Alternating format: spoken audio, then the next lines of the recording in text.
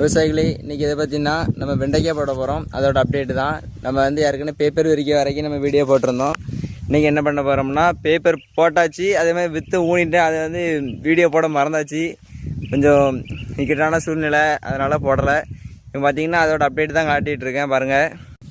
நம்ம வெண்டைக்காய் செடிகள் பார்த்திங்கன்னா கிட்டத்தட்ட ஊனி 2 வாரம் கிட்ட இருக்கும்னு நினைக்கிறேன் விற்று ஊனி. இப்போ பார்த்திங்கன்னா 3 இலை விட்டாச்சு. அடுத்து பார்த்திங்கன்னா ஒரு மொத்தத்தில் கணக்கு விற்று ஊனையிலேருந்து காய் பறிக்க வரைக்கும் 41 நாள் ஆயிரும்.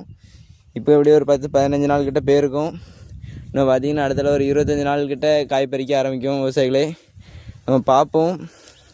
உரம் போடுறதுலேருந்து எல்லாமே அப்டேட் பண்ணிகிட்டே இருப்போம். மருந்தடிக்கிறதுலேருந்து இன்னும் பார்த்திங்கன்னா நான் கொஞ்ச நாள் கழிச்சு இதிலலாம் களைகள் இருக்கா, அது வந்து பெருசாகிடும்.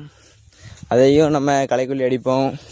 அப்புறம் பார்த்திங்கன்னா மூட்டுக்குள்ளே களைகள் வரும், அதையும் நம்ம எடுக்கிறதுலேருந்து எல்லாமே வீடியோ போட்டுகிட்டே தான் இருப்போம். விவசாயிகளே ஒரு சில செடிகள் பார்த்திங்கன்னா முளைக்காமல் இருக்குது, வித்துகள்லேருந்து தழுக்கலை. ஆனால் நமக்கு போதும், இதே நிறைய செடி முளைச்சிருக்கு, அது காணும். சரி விவசாயிகளே, நம்ம யூடியூப் சேனலில் பார்க்கவங்க எல்லோரும் சப்ஸ்கிரைப் பண்ணி வச்சுக்கோங்க. அடுத்தடுத்து வீடியோ போட்டுகிட்டே தான் இருப்போம்.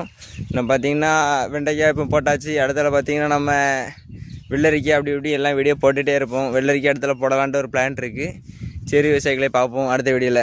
வீடியோ சப்ஸ்கிரைப் பண்ணி வச்சுக்கோங்க. பாய்.